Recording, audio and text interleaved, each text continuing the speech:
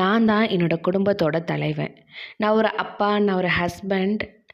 இப்படி இருக்கப்ப, என் குடும்பத்த நான் சரியா வழிநடத்துவேனா? அப்படிங்கிற பயம் எனக்குள்ள இருந்துக்கிட்டே இருக்கு.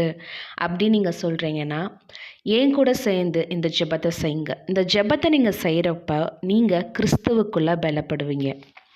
வாங்க ஜெபிக்கலாம். அன்பின் பரலோக தகப்பனே, இயேசுவின் நாமத்தில் சமூகத்தில் நிற்கிறோம் அப்பா. இந்த புதிய நாளிற்காக உமக்கு நன்றி தகப்பனே.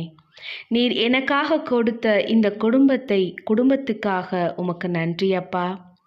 பிலிப்பியர் 4:13 எழுதியிருக்கிறபடி, என்னை பலப்படுத்துகிற கிறிஸ்துவினாலே எல்லாவற்றையும் செய்ய எனக்கு பலன் உண்டு. ஒரு குடும்ப தலைவனாய் எனக்கு குடும்பத்தை வழிநடத்த தேவையான பலனை உம்மிடம் பெற்றுக்கொள்கிறேன் அப்பா. என்னை எல்லா சூழ்நிலைகளிலும் உடைந்து போகாமல் பலப்படுத்தினதற்காக உமக்கு கோடி நன்றி அப்பா. என் கோபத்தின் மத்தியிலும் நான் செய்த ஜெபத்தை கேட்டு பதில் கொடுத்தீர், உமக்கு நன்றி. என் வாழ்க்கையில் நான் அனைத்தையும் இழந்து போன நேரத்திலும் நீர் என்னோடு இருந்தீர், என் ஜெபத்தை கேட்டீர், என்னை மீண்டும் கட்டினீர், உமக்கு நன்றி.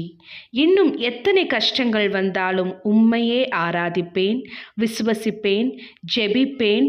உம்மோடு நடை போடுவதை நான் விடமாட்டேன் அப்பா. நீரே உண்மையான தேவன் என்பதை நானும் என் குடும்பத்தாரும் அறிவோம் ராஜா. நீர் இல்லாதவைகளை இருக்கிறவைகள் போல அழைக்கிற தேவனாய் இருக்கிறீர் சுவாமி. நீரே என் குடும்பத்தின் தலைவராய் வாரும் ராஜா. அப்பா, எங்கள் வாழ்க்கையில் உமது சித்தம் மாத்திரம் நடக்கட்டும் சுவாமி. என்னையும் என் முழுவதையும் சமூகத்தில் அர்ப்பணிக்கிறேன் ராஜா. ஒரு குடும்ப தலைவனுக்கு தேவையான ஞானத்தை கொடுத்து என்னை வழிநடத்தும். இந்த ஜெபத்தை இயேசுவின் நாமத்தில் ஏறெடுக்கிறோம் ஜீவனுள்ள நல்ல தகப்பனே, ஆமென். உங்களுக்கு இந்த வீடியோ பிரயோஜனமாக இருந்தால் லைக் பண்ணுங்கள். யாருக்கு தேவைன்னு நீங்கள் நினைக்கிறீங்களோ அவங்க கூட அதை ஷேர் பண்ணுங்கள். God bless you.